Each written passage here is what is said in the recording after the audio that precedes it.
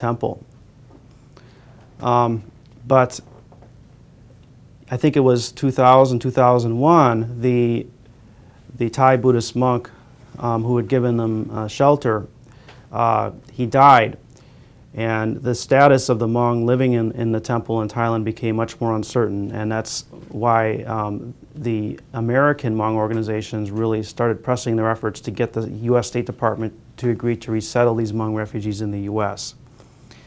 And again, that was December 2003, that formal agreement that 15,000 Hmong from the Wat in Thailand would be resettled into the U.S. occurred. If we look now at the number of these people in Minnesota, the total number across the U.S. of these Hmong refugees from the Wat in Thailand is probably just over 15,000.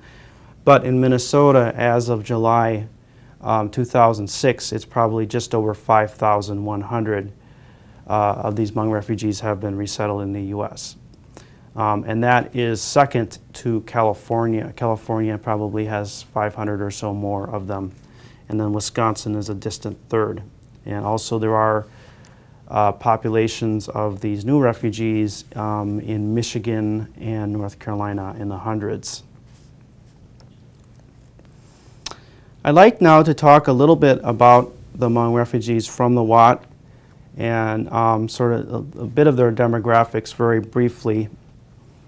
And some of these numbers did come from a report that Ramsey County did just before, Ramsey County in Minnesota did just before the resettlement started. This group of refugees from the Wat, it's quite a young population, and there was a survey they did at the Wat prior to the resettlement, and they found that more than 60% of the refugees eligible for resettlement were under 18 years old. So a very young population.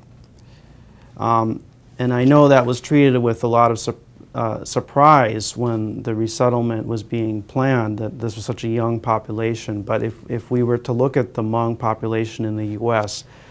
in the 2000 census numbers, about 56% under 18. So Hmong throughout the world, they are pretty young populations demographically, and the refugees from the Wat are just maybe slightly younger overall than the U.S. Hmong population. Also, there's a higher rate of literacy among this group of refugees, Hmong refugees, compared to the earlier groups of Hmong refugees who came in the 80s and early 90s. They had more